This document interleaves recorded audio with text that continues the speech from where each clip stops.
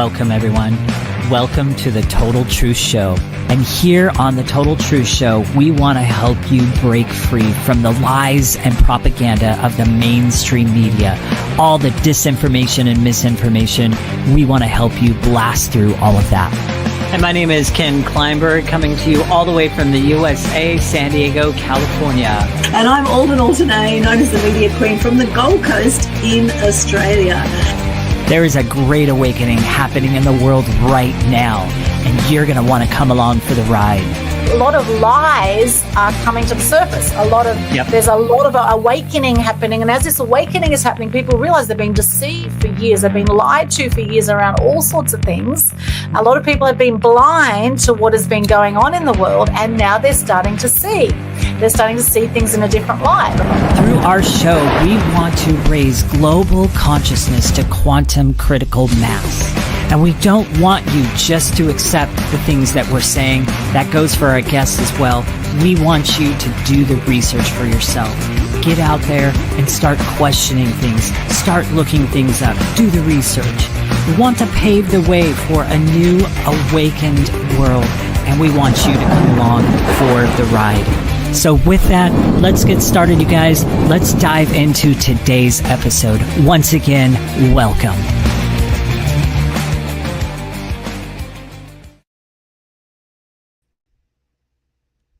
Yes, welcome to Total Truth Show, episode 105, the truth about why women settle for Mr. Wrong. My name is Aldwyn Altuney, your co-host today with Ken Kleinberg. How are you going, Clen? I am doing great. How about you? Fantastic, thank you. And we do have a very special guest with us who's an expert in this field. And I can't wait for this topic because I certainly know how not to attract Mr. Right, that's for sure, how to definitely attract Mr. Wrong. I've done it several times, an expert in that. So for our guest today now, this is her bio. Let's see. There are women driven by insecurity who settle for men who don't value them, only to suffer in silence in a loveless or downright abusive marriage. Dana Nygaard is a renowned psychotherapist, relationship coach, author, and national speaker who teaches single Catholic women how to date intentionally, stop settling, and start choosing wisely. She gives them the confidence and tools to know when a man is worth it and when to walk away. Now, I'm sure whether you're a Catholic woman or not a Catholic woman, I'm sure you're going to get a lot out of today's episode. Now, Dana today will share a glimpse of the strategy she used to heal from her past and find her husband, David, so you can begin transforming your love life. Welcome, Dana. Woohoo. Thanks. I'm so happy to be here with y'all. Fantastic to have you here all the way from Texas. Yeah. More great accents on today's show. Okay, so Dana, how long have you been with your husband now? 17 years. Wow. 17 years. Yeah. That's amazing. Well done. Thank you. And what happened in the past that you needed to heal? So I had an insecure attachment style. And because of that, I was attracted to very unhealthy men, not just men who like, oh, we're not a great fit. You want to live here. I don't want to live there. These were men that were, what society calls toxic, right? Okay. I would say dysfunctional. And it was once I went through that healing process and really dug in and looked at my past, my childhood, because I had to realize after a while, why do I keep attracting these jerks? I thought, okay, am I the common denominator? Or is the world just filled with jerks? And so when I got healthier, I met my husband who had done his own work. And by the time we got together, if there's an imaginary scale of 1 to 10, 10 being really healthy, we were probably both good 8.5s at that point. And now we're healthier together. Yes, it's an interesting thing. Now, Ken and I are both single and never married and no kids. And we both have cats, which is very interesting. So I think, we all want some loving somehow in life, right? We, whether it's an animal that we love or whether it's, family members or, whatever it is, I think life is designed ideally to be shared, or to be shared with friends, etc. However, unfortunately, there are so many jaded people around relationships. And I think it's because there's a lot of jaded people. And I think what happens is the more people get hurt in relationships, the less they're likely to trust again. And I know I'm certainly one of those people who, I was sexually abused very young. I had one of my first boyfriends, actually the guy that I thought I'd be together with for life from age 18 to 22. We had an amazing 4-year relationship. And then right at the end, he lost the plot, strangled me and almost killed me. And so that trauma from that situation at 22, I was like, I don't need a man for anything. And I went on this big independent sort of pathway. I had a lot of boyfriends over the years, but it was sort of part-time relationships. I had a 7-year relationship, 5-year relationship. And, I'm still friends with some of my exes to this day. In fact, one of my exes I actually live with. We don't actually sleep together anymore, but we cohabitate, and we have this beautiful friendship now, which shows a lot of emotional maturity to be able to have a friendship with an ex, and actually even to be able to live under the one roof with an ex and get along as friends now. No, we dated 16 years ago, and so it's been a really interesting journey, and I've done a lot of online dating, and I've certainly seen a lot of very screwed up people when it comes to relationships. And of course, whatever we believe to be true will be true for us. And I always had this thing that all the good ones are taken or gay, right? That was my thing. All the good ones are taken or gay. And of course, I kept seeing all these great guys that were taken or gay. And I know that there's a lot of amazing men out there, and there's a lot of amazing women. And I'm sure, there's the perfect match just for you. And when we say here today, the truth about why women settle for Mr. Wrong, and in fact, why men settle for Mrs. Wrong as well, both ways, right? Why do we settle full stop, right? Why is it that people settle, Dana? Most people settle, and I actually have a list of 10 aspects of this, okay? And I'd love to share them from the kind of low at the totem pole all the way to what's like the major reasons. Essentially, they have bad information. They have bad modeling, and they just don't have the insight. So it's one of those, you don't know what you don't know. Right? And so often when I work with couples in my private practice or individuals, and they'll feel so bad about these choices that they've made in life. And I'll explain, but you didn't know, you weren't taught how to do those things. So once you can be taught those, then you're going to be okay. So I think a lot of times it's that we just don't have good information. And it's just like you guys. Why do you do what you do? You know that there's good, healthy information that needs to be disseminated to the world. There's so much going on out there that shuts things down, cancels people, all the things, and that you're not allowed to speak the truth. I don't have my truth. I have the truth. And so it's so vital that this gets out there. And what I was thinking about as I was, thinking about the show tonight, and what all I wanted to talk about is that, again, I'm going to focus on women a lot, but as you said, this can go towards, anyone out there in the dating world, but they're told to be, you don't need to be so picky, or you just need to wait it out, or you need to fix this person. But if you settle, that's not holy. It's not humble, right? And it's not harmless, because, as you were saying, Aldwyn, that you met this guy when you were younger and you went through a terrible experience with this man.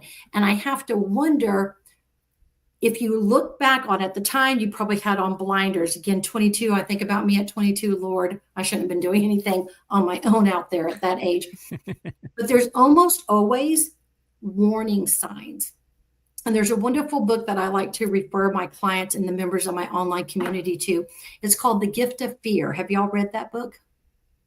No, but it sounds awesome. The Gift of Fear. Oh my gosh. So we'll have to get the author's name. Incredible. And what he says is, in his research, when people will say, okay, this horrible thing happened to me. I was in the parking garage. A guy came and grabbed me. Okay, horrible things. They'll typically say, he came out of nowhere. Normally, though, I think in every instance when this man, and I think he used to be work for the FBI, I think. And what he discovered is there were warning signs. Either their gut told them as they went into this space, something's wrong, or they saw a person out of the corner of their eye and they thought that's okay. Or a guy jumped in the elevator ahead of them and everything in them screamed, get away from him, but they don't want to look like, oh, I don't want you to think I'm judging you. And so we're the only animal that will tell ourselves, forget the red flag. I want to be polite. Do you think a rabbit's going to do that? Oh, there's a wolf. I don't want the wolf thinking, he may eat me. No, that bunny's gone, right? So we need to be the same way and to notice the little nuances. Now, could that guy that you dated, could he have just one day flipped? It is possible. It's very possible. It's just there may have been warning signs. And part of what I want to do is show people these are what warning signs are, because often they're like, wait, what? That's bad? Yes, that is bad when he says the following to you or does the following. So that's really what I want to help women with. And again, if that helps other folks out there, fabulous. Yes. So notice the warning signs. Now, I've just looked up gift of fear. Is it this one you're talking about? Survival signals that protect us from violence. Is it the, let me put on my glasses for a second. Where do you have it at? Yes, I think that's it. Yes. Okay, it great. is fantastic. I can't even tell you enough. And you can find some online social media clips with the author speaking. And it's just about safety. So just like we need emotional safety, physical safety, all the types of things, spiritual safety, we don't want to be taken advantage of. Because what's going to happen if we do, right? Then there's going to be regret. There's going to be resentment. And those relationships, whenever you're around a really unhealthy, manipulative person, it's draining. I know before marrying my sweet David, it was draining. I would start to shake when I knew he was coming home. Yes. And then I would want to just pull my hair out even though I had a psychology background, I wasn't teaching psychology yet because I was a teacher before I became a psychotherapist. And even though I knew the term gaslighting, my brain said, you don't put that together with him. That's your husband. And he loves you because he says, but I love you, after doing something horrible and wretched, right? So it got to the point where I would think I'm going crazy because it was like Taming of the Shrew. It's dark outside and he would say, 'tis the sun. And I'm like, no, tis the moon. No, tis the sun. Okay. So when the veil was pulled off my eyes, like, oh my gosh, I get what's happening. And then it was almost textbook what he would do. Like I could predict what he was going to do. I don't believe in psychics. I do believe that you can receive words of knowledge from God, but it was simply, there's a pattern to unhealthy behaviors. And I recognize it all the time when my clients talk about people they're dating. And what's so fascinating is I was having this just rash of women come in. They'd say, I'm dating John Doe. Okay, great. He opens car doors. Wonderful. He brings me flowers. Fantastic. And then they would tell me something that he just did to them or said to them that was outrageously inappropriate. Grabbed her, screamed at her, called her a name. And then when I would say, okay, technically that would fall under physical abuse or emotional, whatever. Then they would go, Dana, oh, I'm just so embarrassed right now. I threw him under the bus. He's a really good guy.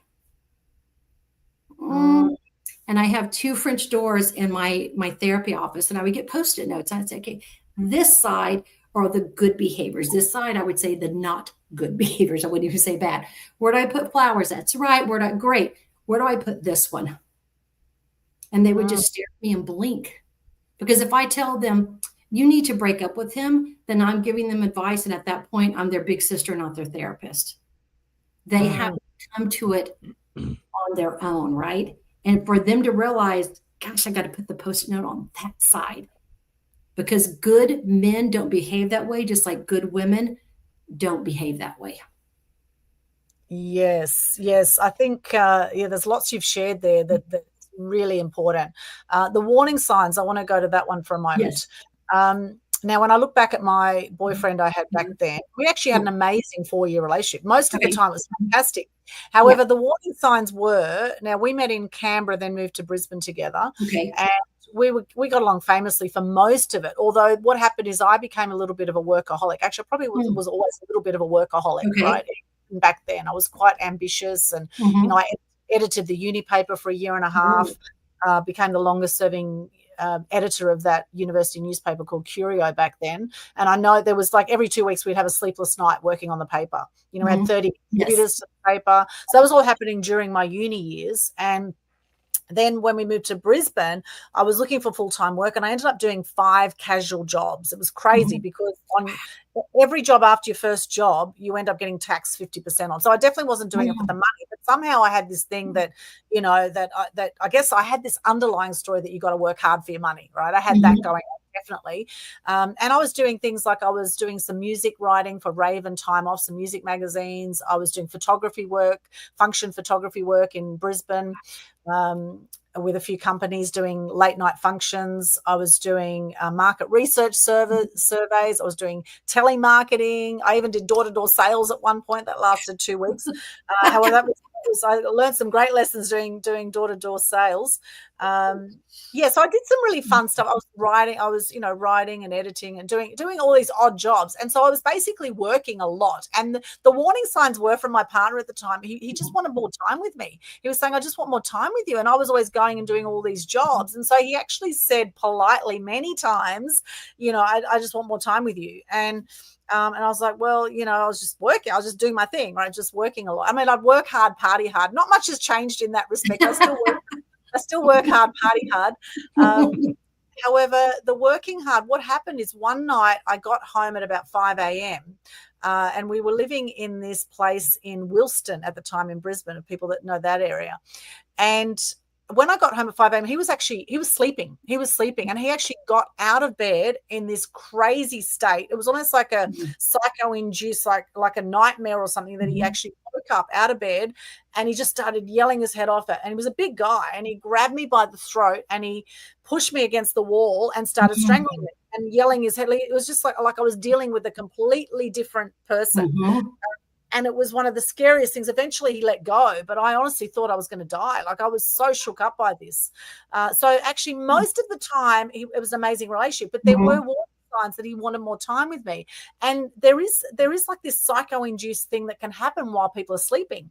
So potentially it wasn't even really him the way that I knew him. It was almost like this spiritual, you know, demonic thing came out of him almost, like, and you know, and came at me. And the thing is, though, you know, that could have actually killed me. And so it shook me up enough to actually, that was the end of our relationship. You know, that was, and then I got a job in Mackay as a journalist, and I moved up to Mackay, and I worked in the media for over 20 years after that.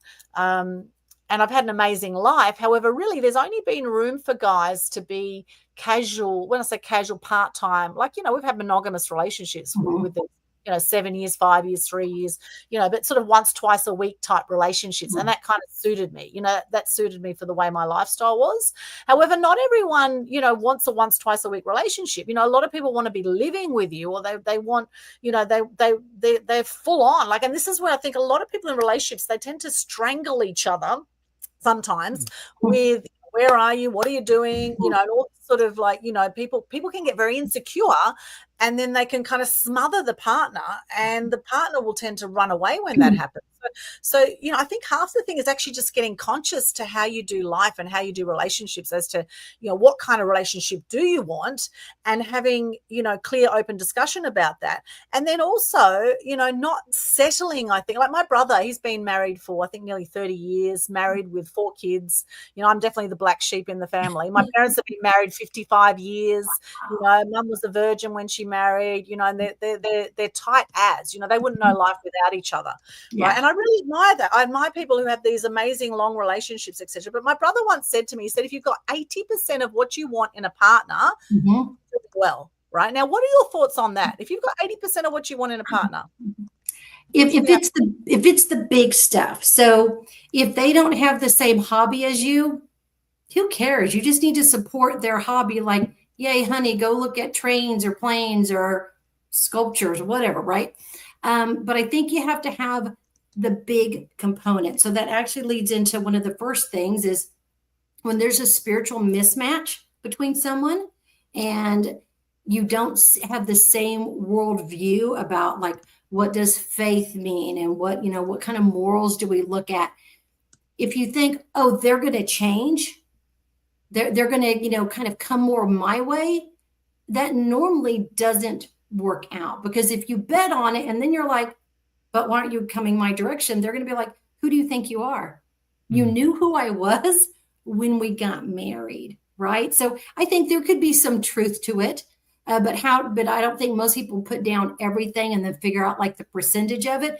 But basically, you're never going to be identical. So if you love 17th century French, literature, you may not have a spouse that cares about that, a partner that cares about it. Who cares, as long as they say, you go, babe, I'm glad you like that stuff, and we'll listen to you sometimes as you talk about it, like, then you're good, right? Yeah. Yes. Now, curious, Ken. Now, Ken, when were you last in a relationship? What happened with your last one? Years ago. My gosh, I don't even remember. My last relationship was with, what was her name? See, by now I've totally forgotten her name, but wow. maybe she left an indelible impression on you, Ken. It must have been a great one. It was short-lived. And what was her name? I can't remember. It's just been so long now, but she did leave somewhat of a lasting impression on me. First of all, there was her parents. So first of all, she was raised in an environment that was almost a type of environment to where she wasn't really allowed to make her own decisions. She was very controlled by her parents. And as a matter of fact, she then built a network of friends around her, probably unbeknownst to her that she had been doing it, that did the same thing. Wow. And because I remember her roommate at the college she was at. I remember meeting her roommate. On the surface, her roommate sounded great. And so I'll get back to her roommate in just a minute. But then I had the occasion to meet the parents. Oh my Lord. Yeah, all the movies and everything that talk about that, my Lord. So that was kind of a mess. They kind of picked on me because, I was self-employed. I had a ministry that I ran at the time, different things like that. The dad was just like, well, do you have insurance? And do you have all this, because you're doing the ministry, and do you have this covered? And do you have that covered? And you need to get this done too. And I'm just like, you are absolutely ridiculous. But that was her parents. And her mom was all right. But yeah, it just, meeting the parents, that was a horrifying situation. What happened to Dana? I think her internet must have cut out or something. I'm sure she'll be back with us soon. So keep going.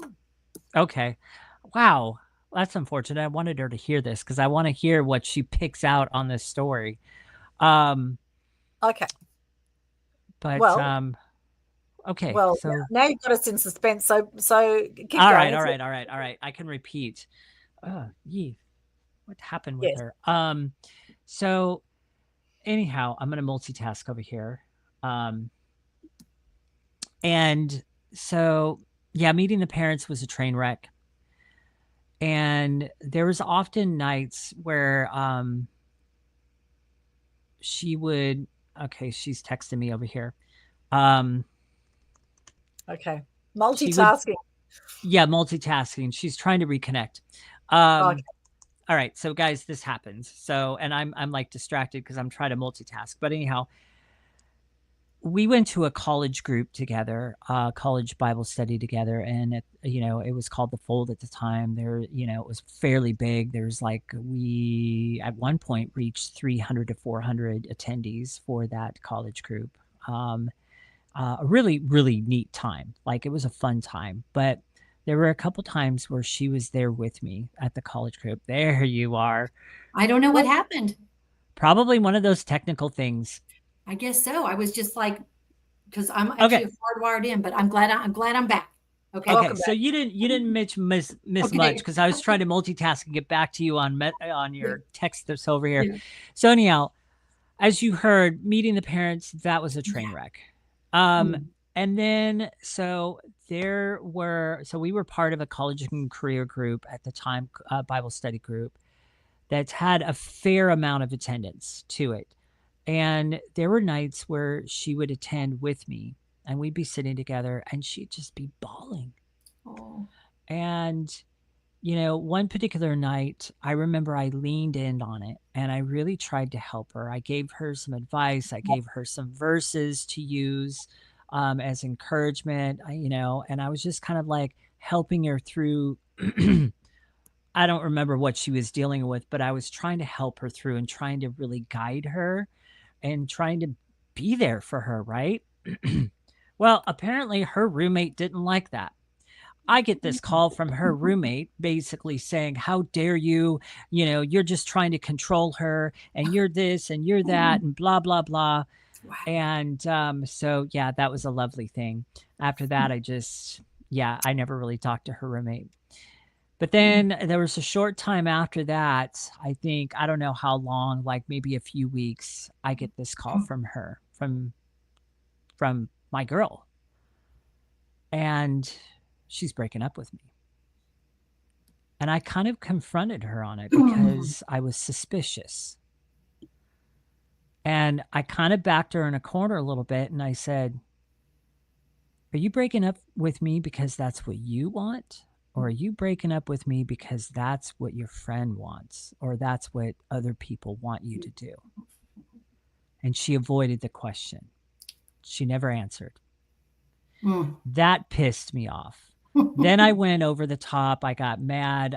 She had given me a ring to keep for a while. She wanted it back. I held on to it for as long as I could, just to spite her because I was pissed. I was very hurt. I was very pissed that she did that to me. And yeah, after that, I just kind of closed up and I'm like, all right, enough. If God wants to send me somebody, he's going to find Mrs. Right for me. But so Dana, I'm kind of curious, what are some of the things? There might have been some obvious things, but I'm kind of curious, what are some of the other things that maybe you would have picked up on that beforehand? Well, the fact that she was what we call in the therapy world enmeshed, which essentially means, she doesn't really know like where she ends and her parents begin. Because if, as a Christian, all right, we are supposed to honor our mother and father, right? It's one of the 10 commandments. But what that means is to show them respect and to give them some attention. But you're no longer supposed to obey them as an adult. So how is she going to leave and cleave? Let's say y'all were going to get married if she still lets mommy and daddy control her. And that was the one things that happened in my family at one point, that got upset with me about some boundary I'd put down about a really unhealthy relative and the way they had acted on this trip. And I just let them know, like, I won't be staying there anymore on future trips. I'll be getting a hotel room. That's not a horrible thing. Oh my gosh. I was told off. I was screamed at. I was belittled. Who do you think you are? You don't tell us where you... Grown woman, I've been married, given birth, and had cancer. And I can't tell you that I will not be around the abusive relative when my own father almost launched on this relative until my mother was like, no, don't do it. Same relative.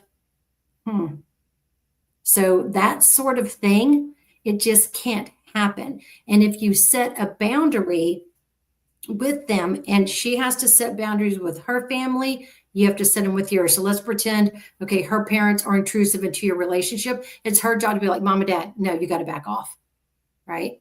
But then you need to be a united front, because if not, she really wouldn't have been your wife.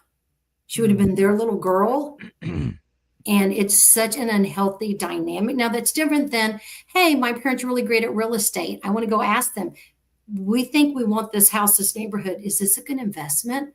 Okay, if mom and dad have some expertise, but if not, they need to mind their own business. And that's biblical, that they need to mind their own business. So I think that she was so enmeshed and then couldn't even answer you, even though she must have had lovely qualities, or you wouldn't have, dated her.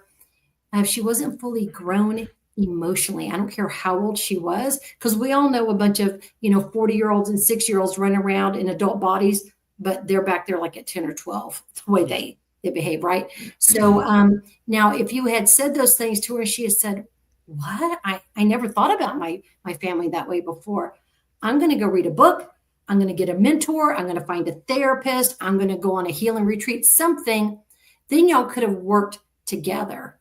But if not, that's just really unhealthy. So what I would say with, having the 22-year-old guy before that, Aldwyn had, and then, Ken with this one, whenever we get burned, it could be a one-off. Absolutely. It could be a one-off. Could have nothing to do with us.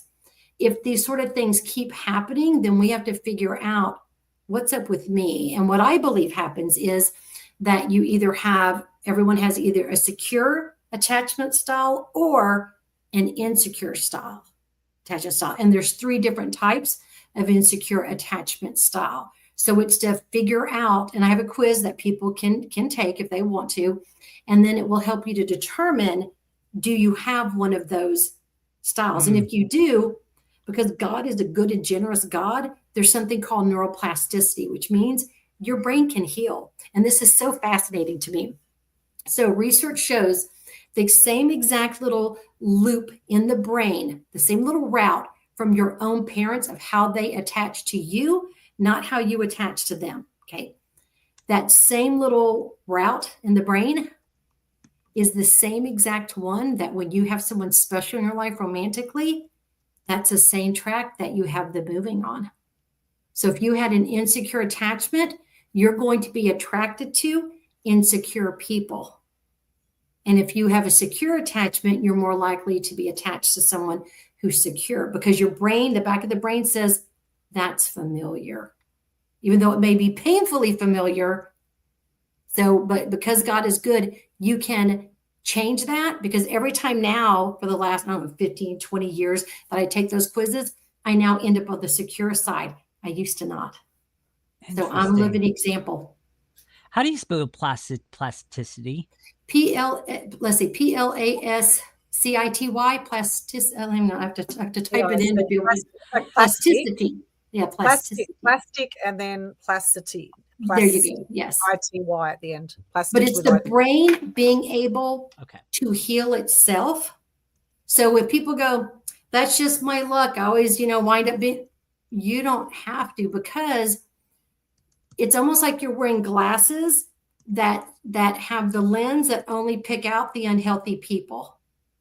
But once you go to secure, you see the unhealthy stuff. I mean, you can be sitting at a restaurant and overhear a conversation and think, oh, Lord Jesus, like, I just want to go say something to them right now. Like, this is so toxic. And because if not, you're going to be miserable. And like attracts like, and I don't mean law of attraction. I don't believe in that. You may believe in it. I just don't believe in it. Like attracts like. In clinical terms, pathology attracts pathology. So if I'm on this made up scale, 1 to 10, 10 really healthy, if I'm a 4, because I'll ask the people that I see, and I also see men. It's just my private online program is for women only, but I do have male clients. And so I'll say, okay, if you were dating Jennifer, what number would you give her 1 to 10? Oh, she's like a 2. Okay. What about Becky before her? 2.5. Okay. What about Sarah before her? Well, she's probably a 2. Okay. What number would you give you? I think I'm a good 7, 7.5. Okay. And then I explain like attracts like. How is it that you, a 7, aren't able to discern in a heartbeat versus all these years? Why didn't you catch on to it? Because let's pretend I'm an emotional 2, okay? And I'm single, and someone sets me up on a blind date. All right. So this person has never met me before.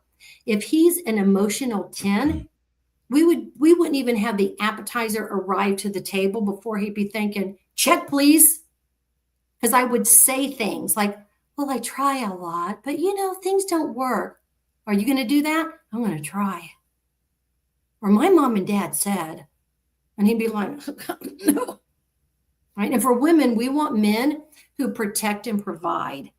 And it doesn't mean you have to earn every nickel in the home. It means provide for her needs.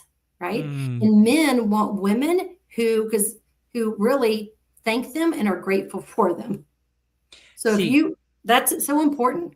See, her parents wanted me to be able to provide for her. So they already had all that in there too. They're just like, oh, you're in ministry and what do you do? And different things like that. And they were like coming at me like bullies is what they were coming at me like. Yeah. And then to me, that would be, and again, I don't know all the details, but just going off the gist of it, that would actually be, I think, spiritual abuse. And that's how we take God's name in vain. It's just not dropping, a bad word, right? That begins with G, right? It's that when we use God's name in vain, which means we're flippant about it. So to use his name and to basically bash someone for being in ministry, right? Why wouldn't it be, so you're in ministry and, hey, I'm the father and I'm just going to ask, I need to know, what salary range are you in? Are you going to be able to help my daughter someday? Provide? Y'all say you want, 10 kids. How will you do this? I own a business. You could work for me on the side. I mean, whatever. But it sounded like they wanted to scare you away because, see, then they couldn't isolate their daughter. Yes, their precious daughter. Yes, and you have to be isolated to be controlled. Yeah. I definitely got that feeling from them, especially now more that you're bringing it out. Like, I'm going, yes. Yeah. And then there was her roommate that. Oh yeah. Intrusive. How was that her business? Now, unless you were the one having her against a wall, choking her, of course she should come in and be like, stop that. But why wouldn't she go directly to her friend and say, sweetie, earlier I heard kids say blah, blah, blah. That freaked me out a little bit. Oh, okay. But who was she to step in there? That also is isolating, because if she enjoyed controlling this woman so that she would do all the things she wanted to do, then she also has to isolate her. Bullies want to isolate. Yeah. Yeah. Yeah, and this says a lot about emotional maturity.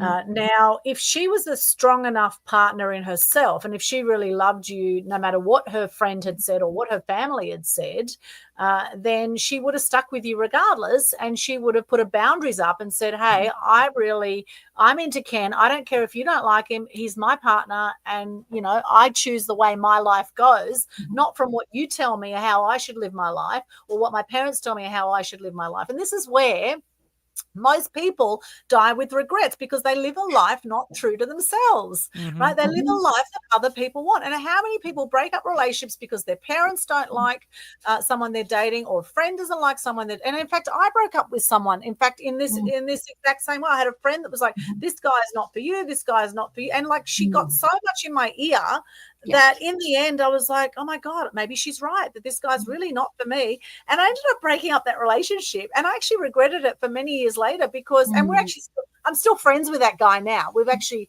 remained friends, but I actually, in hindsight, I think, what the hell was I thinking? Like, and I've talked to him about it, and I actually apologized. I've actually apologized since, because I had the emotional maturity to see, oh my God, what like, we all do stupid things at times, right?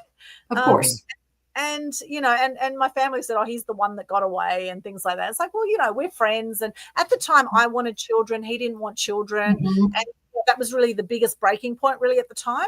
And as it turns out, here I am, I haven't had children anyway, but, I was single for 7 years. And then a few years ago, I met this guy. I thought, yeah, he's the one, after like pretty much a whole decade of online dating. And, it was a bloody, oh my God, I could write a book about my experiences with that one.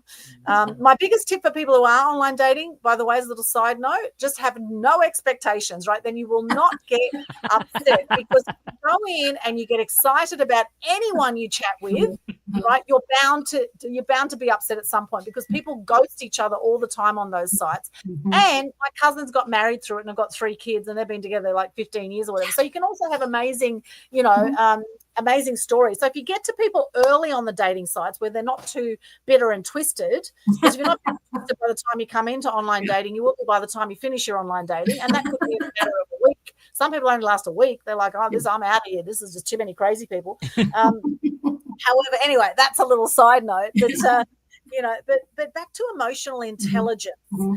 Now, how often are we persuaded by people around us as to who we should be in a relationship with, rather than actually trusting our own instinct and actually having faith and belief in ourselves and enough sort of communication with your partner to be able to discuss any sort of challenges that come up, That's right. and actually, being able to work through that. So what do you say, Danny, that for those out there who keep attracting the same kinds of relationships, the same kinds of partners, and often it is stuff, as you say, like from your parents. Like I know my dad, for example, was very emotionally distant, right? He was very emotionally distant. So I attracted a whole lot of men who were emotionally distant, right?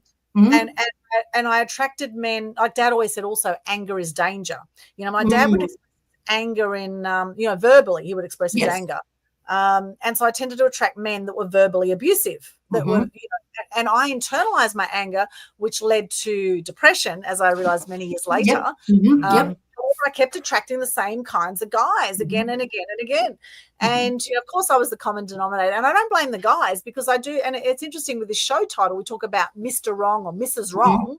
Right? Maybe they were right for you at the time. Maybe you were meant to learn whatever you were meant to learn at the time. Maybe it was actually Mr. Right at the time or Mrs. Right at the time. However, now you see that maybe you want more. Maybe you have certain boundaries where you've got non-negotiables now, where you don't want to be with a smoker, for example, if you're a non-smoker, right? That could be a non-negotiable. That could be a deal breaker. You want someone with a similar faith to you, right? You're Christian, you don't want to be the Muslim who has another 3 wives potentially, because that's Muslims, but not okay for the women, right? Unless you're back in the harem days when women actually did that, had multiple husbands. But anyway, that's a whole other story.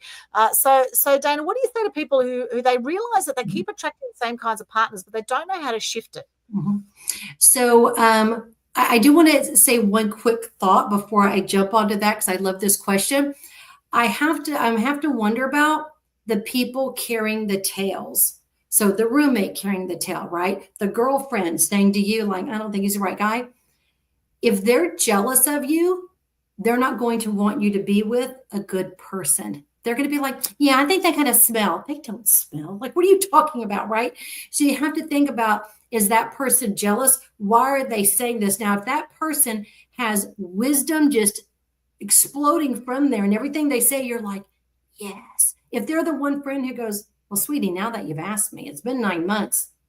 Yeah, I knew on date 2 when you said this. Oh, then that's a good person to turn to. But if not, but see, the problem is if you rely on your own discernment and your discernment is broken in the sense of it would pop up and say, and you were like, oh, no, that's okay.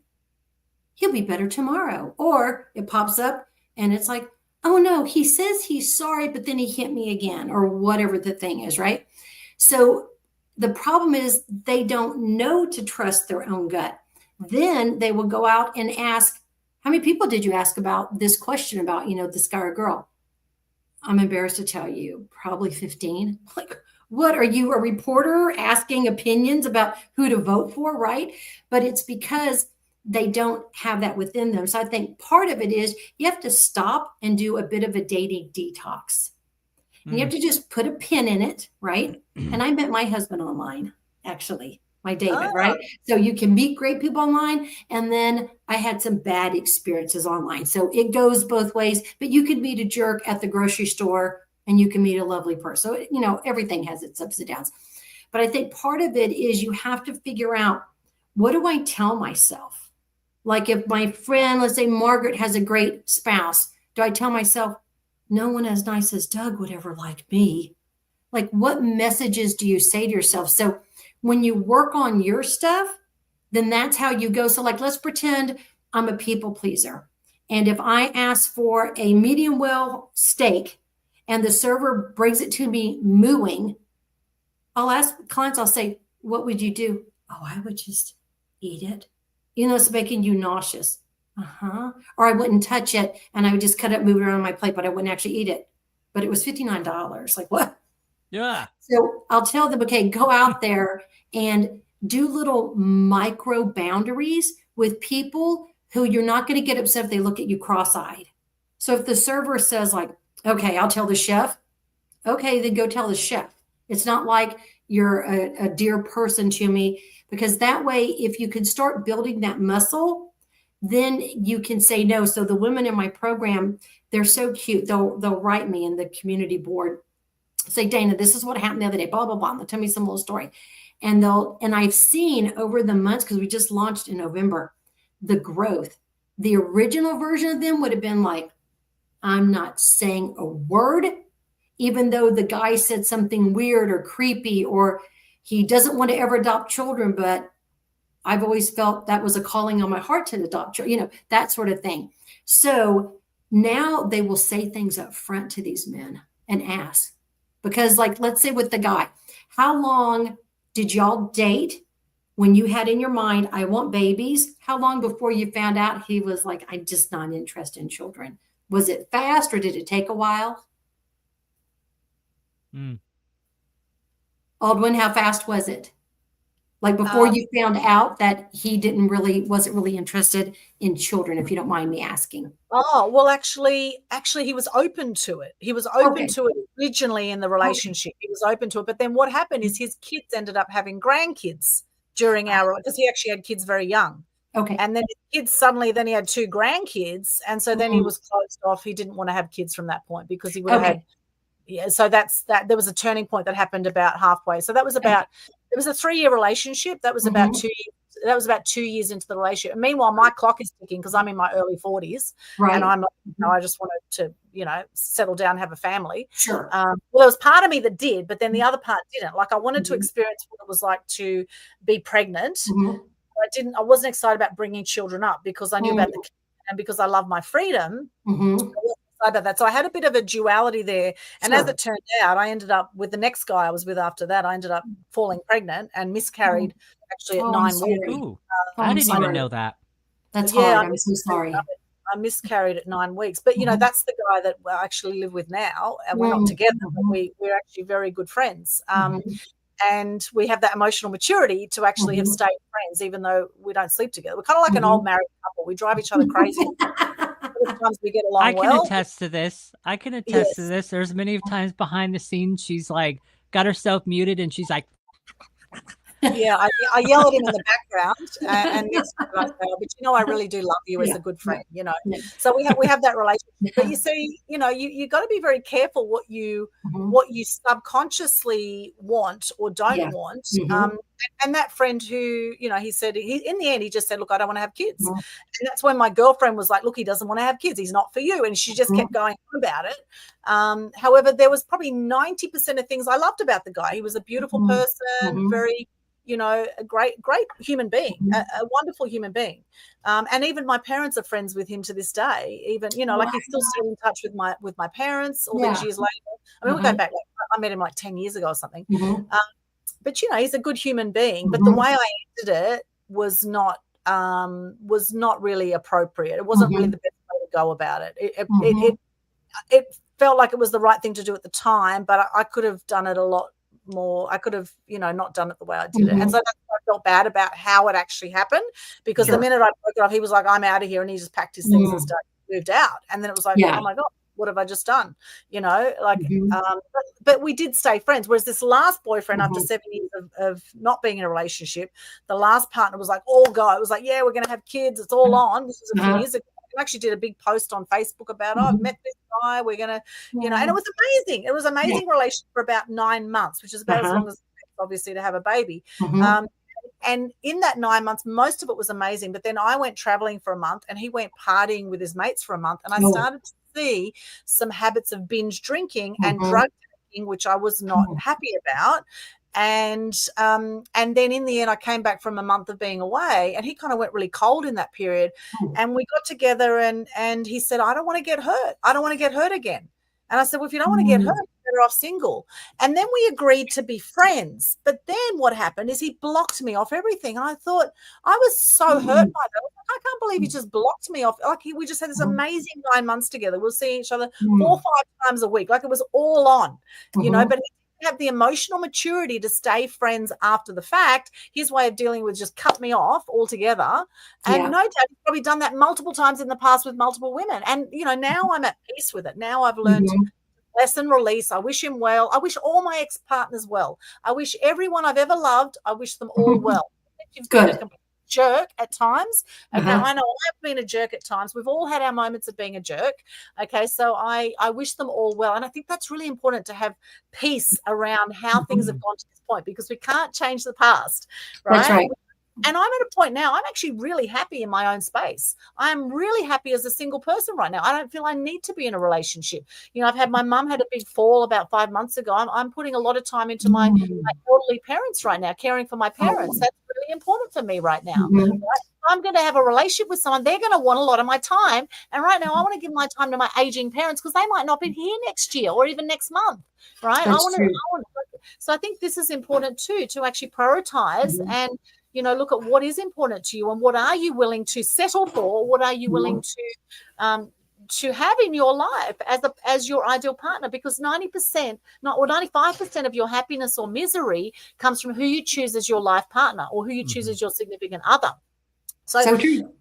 So as you said, the warning signs, they're all there. What are you prepared to have in your life and not have in your life with friends and with relationships? And, you know, what are those deal breakers for you? So Dana, with the people that you work with, what are some of the biggest deal breakers you've noticed? The first one that Dana, don't forget about the 10 things that you want to do there. Yes, I hear that scale. Yes, I can definitely go through those. So I think part of it is, I wanted to say that it's so smart. Like when y'all first were dating the guy with, you know, that first had agreed to, you know, to have, you know, babies, that you had to be able to bring those things up. Because if you are dating to marry, you need to say, I'm dating to marry, not like, hey, and after 6 months, you're like, I don't know where our relationship stands. Like, you don't want what they now call a situationship. Like, what is that? It's not a relationship. He calls it when he wants, like, so not healthy, right? One of the big ones that the ladies in my group, because again, we're Catholic, is men who have pornography addictions. Now, if a man had an addiction in the past, maybe they smoked in the past, okay, but you don't smoke now, that's fine, right? But men who will say, I've been sober for this amount of time, and then the woman, through different things, I don't mean they're in there spying on them because they're not married, they don't have access to stuff, they'll find out, the men will be like, well, I don't want to marry a liar, right? They don't want that.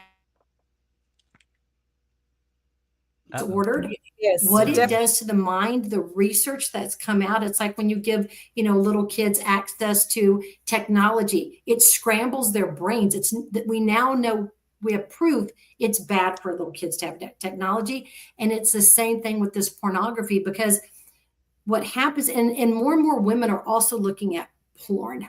Like the numbers are also going up, but just in this case is, you know, the man can have a warm-blooded wife down the hallway, but he'll be alone in a dark room on a device, right? And then they'll want the women to do certain things. And women are like, no, that's not part of what, you know, I do in my faith life. So that's a really big one. And then what you were saying earlier, Aldwyn, about how men will just ghost you. They can think like, oh my gosh, we're bonding. Like, this is great. We've had all these video calls. And he's like, yeah, I'm going to call you Thursday. And then he never calls and he just is gone. Or the other one is men who don't, this is a big one. Men who don't know how to pursue a woman.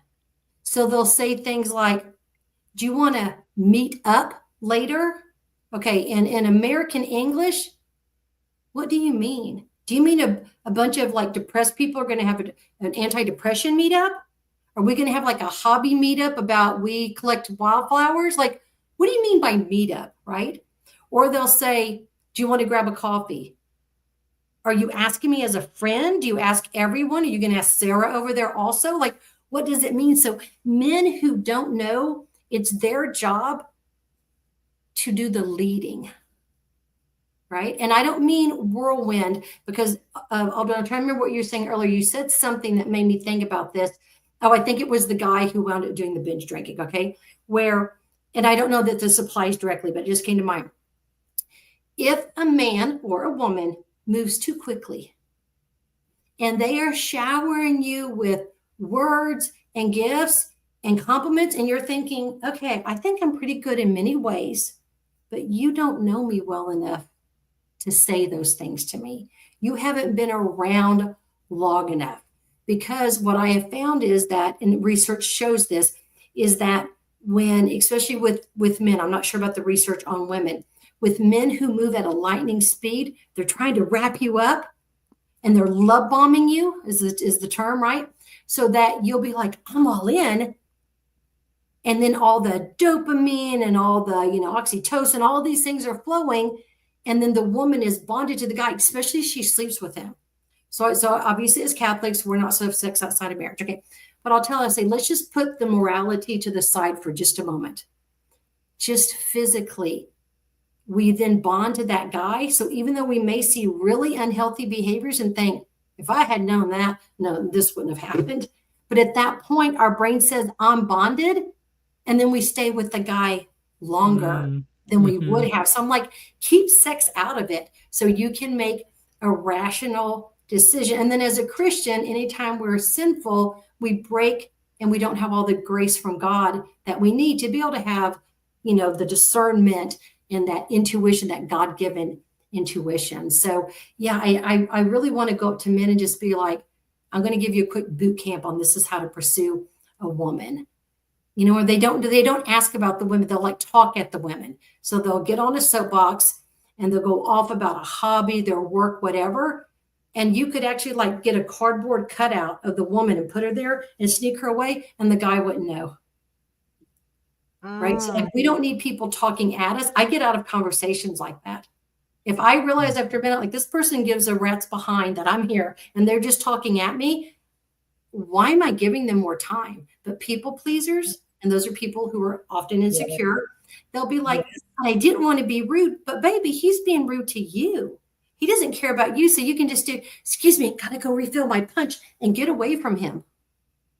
I don't mean on a date, like you walk out and ghost him, but I'm just amazed at the lack of follow through, or some of the women will say on the online profiles. And I really want to create a profile so I could get on there and look, but I don't want to be disingenuous and lie. But I really want access so I could see what's happening out there. I think it'd be so fascinating.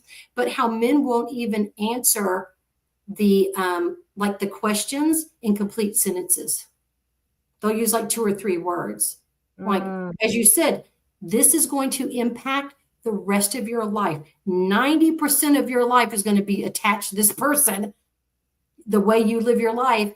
And yet they can't even finish a complete sentence. Yeah, but that's interesting. Yes, it is very interesting. And the emotional intelligence is so important. And, I think about a book called Men Are From Mars, Women Are From Venus. Yes, classic. It's a classic book. Now, the big principles, I just want to share these principles with you. Men value success while women value connection, right? That's the first thing, first principle. Second principle, when men are stressed, they withdraw to their caves, whereas women want to get more involved, right? That's number 2.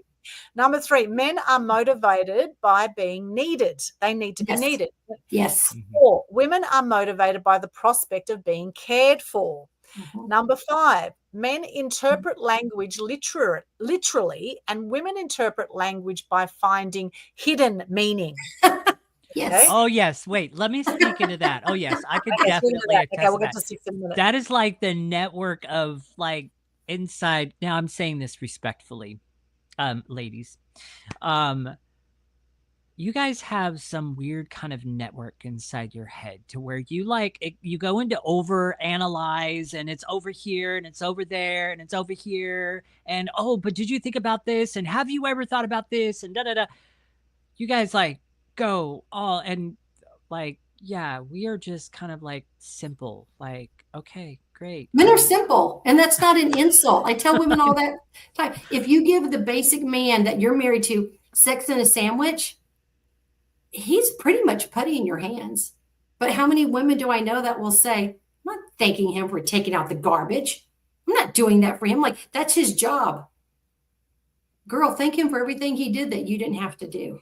Right? Yeah, that's good. Was there more to that list? Yeah, go ahead, Aldwyn. Yeah. Well, especially if it's good sandwich and good sex, she's going to hang around even longer. But yes, back to number 6. A man's intimacy cycle consists of getting close, retreating, and then getting close again. That's his intimacy cycle. Number 7. A woman's ability to give and receive love is directly related to how she feels about herself. Number 7. Number 8, 90% of emotional reactions in relationships are caused not by our partner, but by our past hurts. Okay, that's all from Men Are From Mars. Big. Men Are From Mars, Women Are From Venus. Some great. That is so true. And the one little thing I'd like to add, because it's been probably 25, 30 years since I've read that book, the part about success, men care about success in their own life, like I've, started a business, I've lost 50 pounds, whatever it is. But they really don't care about success in women. It's really not, they want a woman who's going to be nurturing and need them, not being needy and pathetic, right? But like, I don't open doors. It's like my arms are broken when we're in public. I just don't open doors because my husband does that for me. I don't kill bugs. My husband does that for me, right? Plus, he pays for the exterminator to come every quarter. What does he do when he sees a spider? Does he burn the house down like he no, should? he just kills it. Grabs a shoe or something and just kills it. But when women say like, okay, I have a master's degree, most men don't care. Like, oh, you have a master's? They don't care. Or I'm well traveled. I don't care that you've been places before I came along. Now, if you and I want to go to Hawaii together, that'd be lovely. But so many women will focus on that I have to be successful and like the whole girl boss. Most men do not care about that at all. Yeah. Yeah. So, so I have another one that popped up earlier that I was thinking about on this list, and it's that women settle because of misplaced priorities. All right. So maybe they chose a man based on his status or his appearance or his income, oh, he's a doctor, that sort of thing, or he's a lawyer, right? So what happens when they do that, that emotional compatibility is pushed to the side.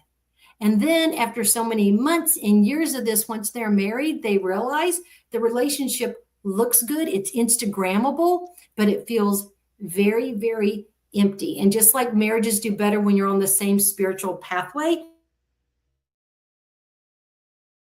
based on superficial qualities, they're going to have really low relationship satisfaction. That's a big one.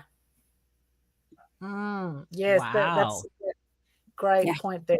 I want to touch on too, you said about not having sex too soon. Now, one of my girlfriends, she said, Aldwyn, don't sleep with a guy you meet for 6 months. And I said to her, look, I could be dead in 6 months. So I think there's a fine line there. And look, some people, they meet and they have sex straight away and then they're together for 20 years.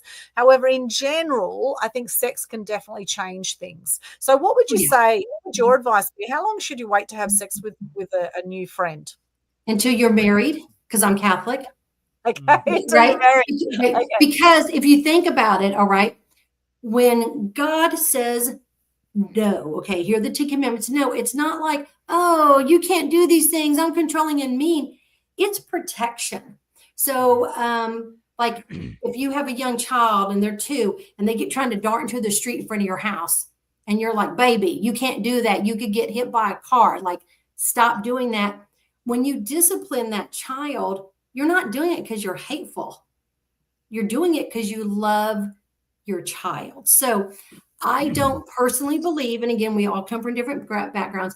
I personally don't believe in giving a man the privileges of a husband until he's a husband. And every once in a while, I haven't had this in a while, but I would every once in a while have a client and she would refer to her husband. And I would think, wait, what?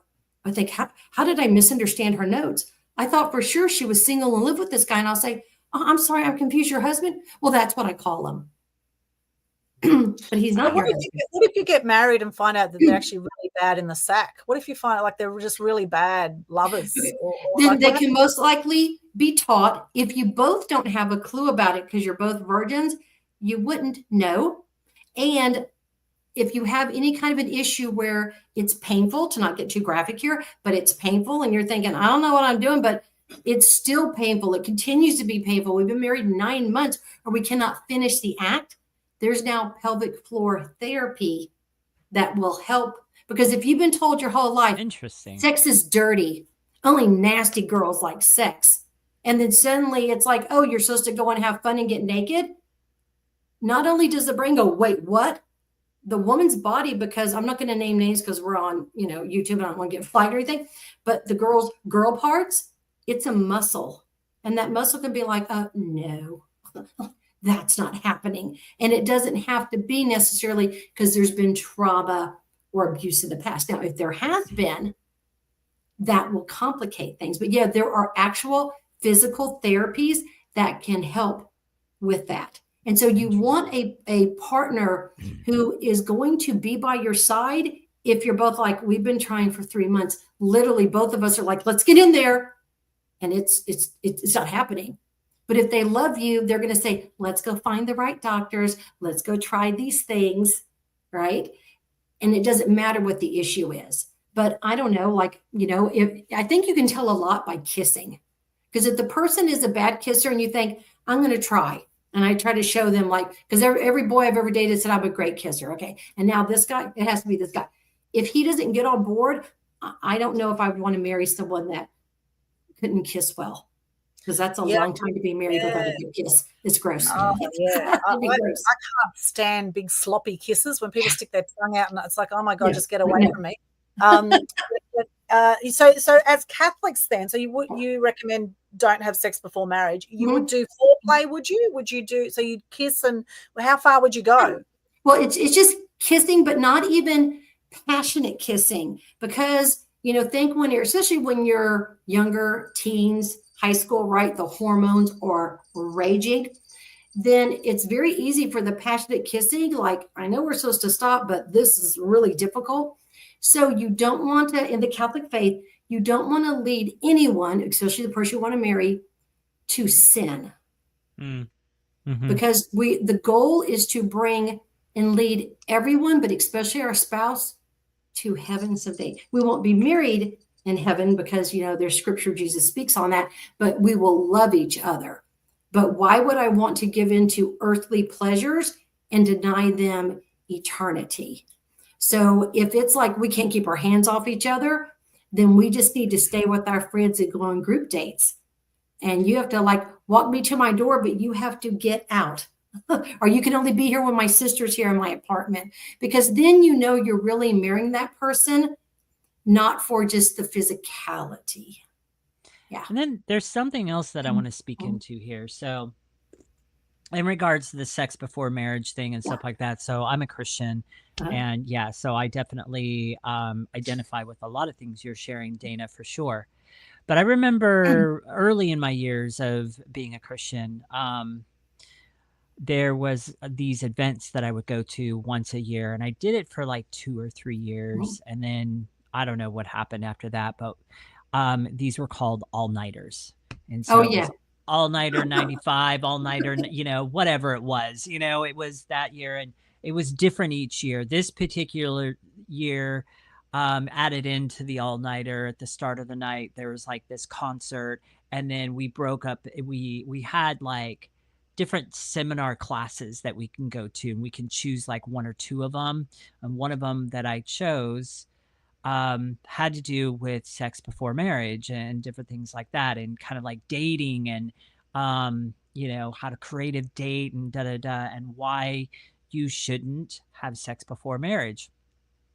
And so, I did this class, and I don't remember what else we had going that night. We would do things like ice hockey, and we would, go to an all-nighter arcade and stuff, do all kinds of fun stuff. Really, really good memories through those. But I remember an analogy that they gave in this class, and I'll never forget it. I don't know why it still sticks with me even today, but it was just one of those analogies that I'm like, that makes sense to me. Okay. Picture you're in a big giant banquet room with one of these long royal tables. Yeah, on this side, you've got probably 15, 20 seats on the other side of the table. You've got another 15, 20 seats, and you've got one seat over here at the end and one seat over here at the end. And there's a whole bunch of people there. A lot of your friends are there. The whole room is filled. The table is, just filled full of all kinds of food and different things like that. And everybody's talking. There's a lot of noise. There's clinking of dishes. There's people eating. There's people, screaming over each other, to be heard and different things like that. There's just a lot of activity going on, right? And so you get done, eating stuff on your plate, and you just had some garlic and, maybe some onions and stuff. And you're kind of wanting a piece of gum because, you know that your breath is going to smell. And you're just like, you're very self-conscious about your breath. And so your friend Sally at the end of the table, way down over there, she always has gum in her purse. Always. You could always rely on that. So you want to get her attention. Well, remember, the room's full of a bunch of noise. People are clanking dishes. People are talking. There's all kinds of stuff going on. So in order to get her attention, you have to, hey, Sally, Sally, Sally. So you finally get her attention, and you're just like, I need some gum. So Sally pulls out the pack of gum out of her purse, and then she hands the piece of gum to the first person on the table, and it begins to pass down. Well, as it's passing down people's hands, that you're going to have some of those people, they're like, oh, what kind is this? And so they kind of partially unwrap this. Oh, it's spearmint. Oh, it's this kind. It's this kind. Oh, this is cool. It's a good piece of gum, and then it gets passed down a few more, and then it stops at this person. It's like, is it the blue kind? Is it the green kind? I wonder what kind it is. So they kind of unwrap it a little further, and, they see, oh, it's the green kind. Okay, cool. And then it passes down. Maybe somebody gets curious, rude enough, to take a piece off of the edge of the gum because they're curious. What does it taste like? You're gonna find that weird person, right? Anyhow, all right. So I painted the picture for you. By the time that piece of gum finally gets to the person that wanted it, it's got a piece missing from it. It's broken over here. It's got a smudge mark over here. Mm-hmm. It's dirty from this over here. It's filthy. It no longer looks appetizing. Mm-hmm. And that's what happens when you continue to have sex before marriage. There's a reason why God put that protection there, because he's protecting the purity of your heart for when you finally arrive to the person that is meant for you. That's it. And for Catholics, sex is supposed to be unitive. It brings the two of you together. You're not out there doing this with other people. You're married just to each other. And it's supposed to be open to life. It doesn't mean you have to have all the baby. Oh, I have 27 babies. No, it means you pray and, Lord, are you calling us to be open? Because if you practice natural family planning, NFP, it actually has better stats behind it than using birth control. Because birth control for Catholics, people are like, why do Catholics care? It's because God cares in our understanding. Otherwise, it's saying, I'm putting a barrier between me and you. You're not involved here. But God is always involved in life. And if you think about, like, I'm very pro-life as a Catholic Christian. And if you think about how much wounding has been done with abortion, and what's interesting is women have the power in 99% of the circumstances. Women have the power. I'm personally, here's part of the truth is, for me, I'm not like a modern day feminist. I'm strong. I can do a lot. I'm educated. I'm not someone to push around. I know how to make money and all those things. Just the idea that women are told the thing your body was made for, something's wrong with you and you shouldn't have that baby. But women are the ones who can tell men, no, you want it, you put a ring on it. And if a man is saying, okay, I'll put a ring on it, just having sex with you, then he's looking at you as an object, and you're not an object. We use objects. We're not supposed to use people. Just like when I said earlier, if a man marries a woman because, his status, his income, you're using him. So why wouldn't you be unhappy later? No one likes to be used, right? But think how many lives have been lost over the generations, all due to sex. Yeah. So it's really important. I think this is a fascinating conversation, and I want to welcome people who are joining us live right now. We've got on Instagram, we've got Gail Glasner, good to see you, Fern the buyer's agent. We've got MDE Sonali, Tony McFarlane, good to see you. Dinesh says, good morning, dear Aldwyn from India. Aldwyn, you're amazing personality. Keep it up. Oh, thank you very much. Regards to you too, Dinesh. And then also now we've got some comments from LinkedIn from Khaled, which I'll come to in a minute. Thank you, Khaled, for those. I want to come to that. We first want to talk about sex in a moment, but also those who are joining us on Facebook, LinkedIn, YouTube, Twitch, wherever you're joining us, welcome. I want to put a question out to everyone who is joining us live right now. How long do you believe you should wait to have sex with a partner once, or with a potential partner, with someone you've just met, you're interested in? Dana's mentioned with the Catholics, they believe in no sex before marriage, ideally.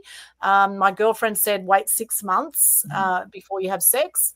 What are your thoughts? How long do you think you should wait? And in fact, do you have any stories you can share with how long you waited with your current partner and if it made a difference for you? I'd love to hear your opinion here in the chat, wherever you're joining us from. Please let us know in the chat.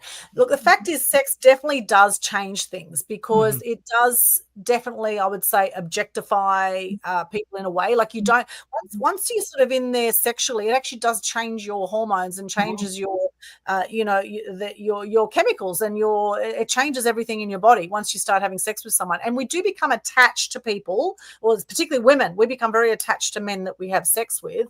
And whether you're male or female, and whether you're sleeping with men or women, either way, because we know everything goes nowadays, whichever way it is, we know that you take on the energy of the person that you are sleeping with in some way. You take on the energy. And this has been an interesting thing through the pandemic. We have noticed that there are those who've been jabbed that don't want to be with unjabbed, or unjabbed don't want to be with jabbed people, because you take on the energy of the different, also the chemicals and the things that people eat, and everything affects you in some way with the energy.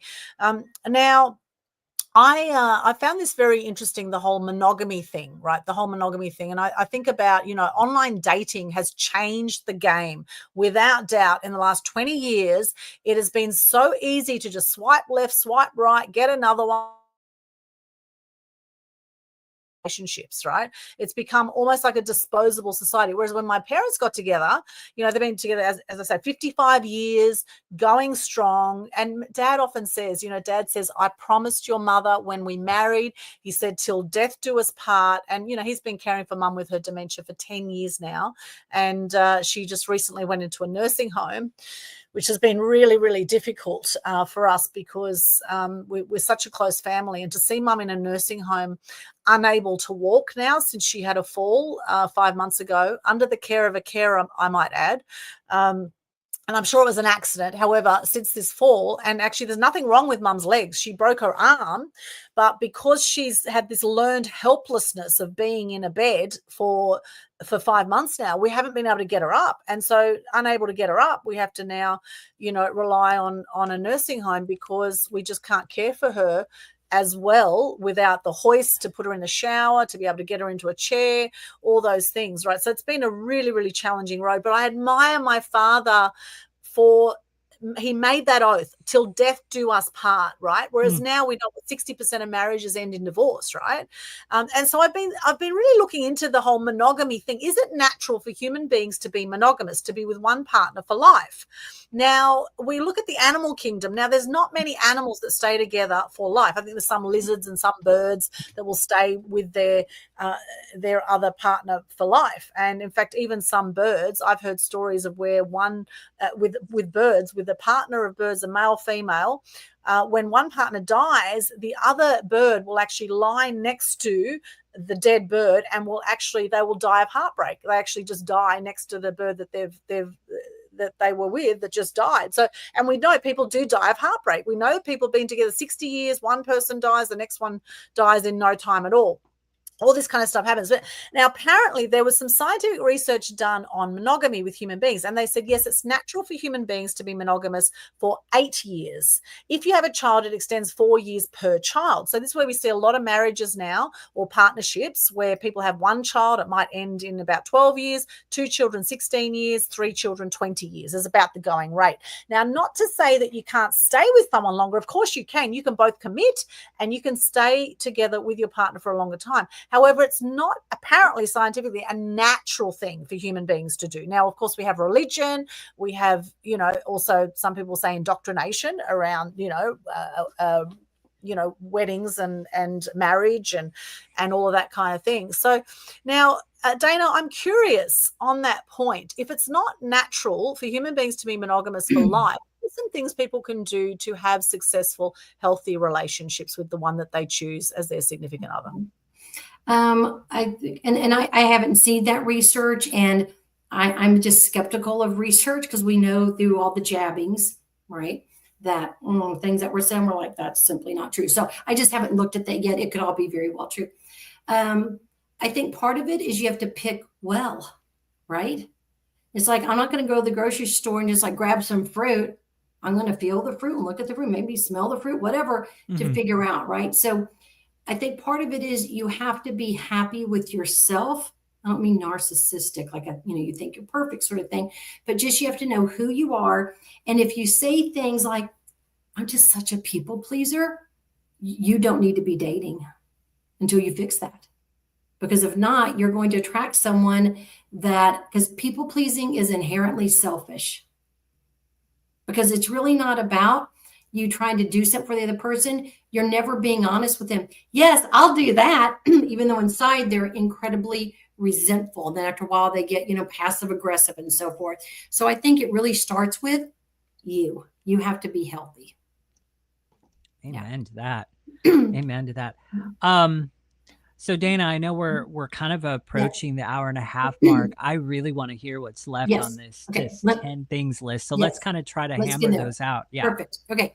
So the next one at position of, this will be the third one, is that societal and cultural pressures. Maybe you come from a background where you're told, like, why aren't you married? You're 20, you should be married, right? Or, when you see everything on Instagram, and you're thinking, well, everyone else is getting married. It's that whole idea of that comparison. And a lot of people don't want to be judged as like single. Like, what's wrong with you? Why are you still single? Sorry, I'm going to take a quick drink. Yes. There you go. So, and 61% of people in the U.S., they definitely feel that pressure to marry. And that comes from the Pew Research Center. So I think that's really interesting. The next reason is, especially for women, it's going to be that biological clock. And then as a woman gets older, then some men may not want to date her because they're thinking, I can still have babies, but can you still have babies? And so there's that fear of missing out on motherhood. And so they'll often settle with that pressure, which is really, really sad. And at least 15% of women say that that's why they often choose men who really aren't good for them, because at least they hope to get a baby out of it. The next one is the desire to fix their partners. So the analogy I like to use, kind of like Ken, you had that great analogy earlier, is if you go to a store and let's say as a woman, you need to buy a new dress, all right? And you walk in the little boutique and the clerk says to you, no, you need to go back there. Oh, okay, I have to go back to the stuff that's been here a while. No, keep going. Okay, I have to go to the sales rack. Nope. What else? The as is. How offended would you be if someone says you don't get any of the nice stuff? You have to go get the as is that has, buttons missing. There's a stain on it. But so many women, because of their insecurities, are drawn to men who they see their potential. Don't ever marry for a man or a woman the other person's potential, because then you're their permanent caretaker, counselor, life coach. And so they mistake rescue for relationship. And at least 30% of women, they stay in relationships longer with the hope he'll change. All right. So what do y'all think of those? Pretty powerful. Right? Like, right. So incredible. So you don't have to justify leaving someone if you're like, okay, this is not working, who isn't a match. Of simply your piece of like, yeah, I don't want to be with Bob anymore, whoever, that's a valid reason to walk away. All right. The next one. So we have a 5 here out of 10. So it's ignoring red flags. So here again, like I said earlier, here's the problem. It's in your face and it's like, nope, I'm going to ignore that. So if you explain it to girlfriends, so let's say a friend of yours says, aren't you a little concerned that you said this happened the other day? No, he said he just had a rough day. Okay, if you overlook these deal breakers and the red flags, you're going to be absolutely miserable with this person, because what happens a lot is that women, and again, men can do the same thing. They minimize the harm of what's coming towards them because they just don't want to start over. Like, I got to start over with a new boyfriend. I have to put myself back on dating apps. I was telling everyone we're probably going to get married, and now it's already over. And so at least 40% of individuals, there's a really great research that shows they ignore the early signs of incompatibility. And incompatibility could be you like cats and I don't, or vice versa sort of thing. And what happens is normally it's where it's small compromises where you're like, well, he drinks too much, but I'll give in to that. He smokes too much, I'll give in to that. He says he doesn't look at porn, but I'll give in to it. And pretty soon there's the slippery slope, and then you're in it really deep. All right, so we have 4 more left. So then there's confusing chemistry with compatibility. Just because you're hot to trot to someone physically and they're sexy, that's mistaking intensity for intimacy.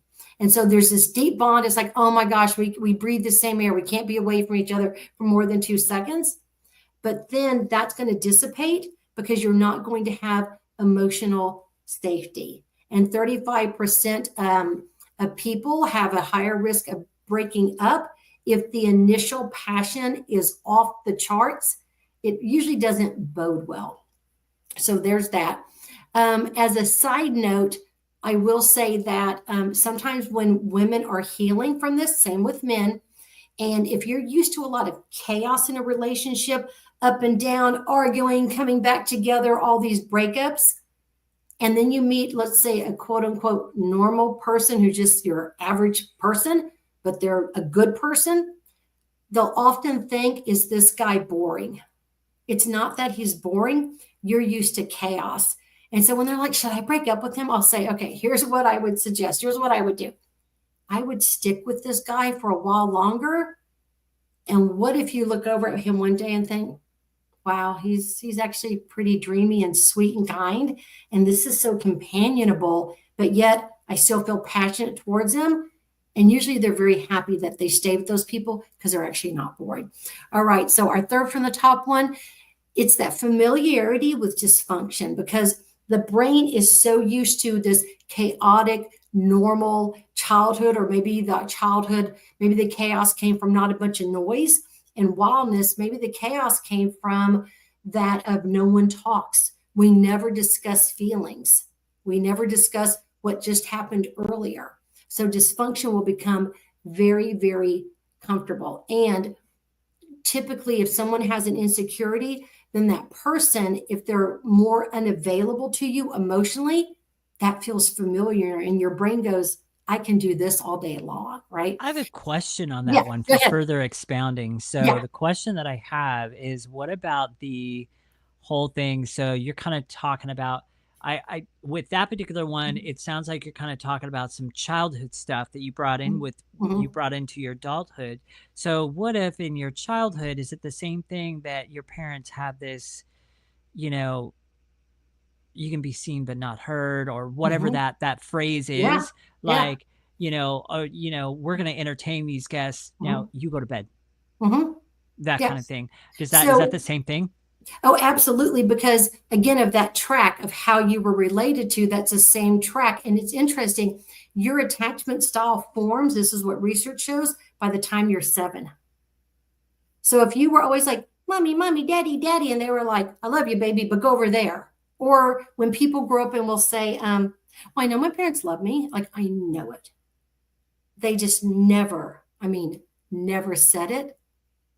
then they're going to go after emotionally unavailable people. I know anytime a woman says to me, I'm a daddy's girl, I'm a daddy's girl. Okay, that's lovely. And I keep thinking, I'm about to hear me some daddy girl stories. And then session after session, I don't hear anything.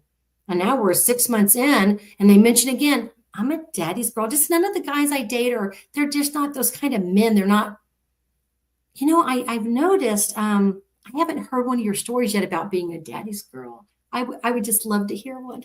And they go,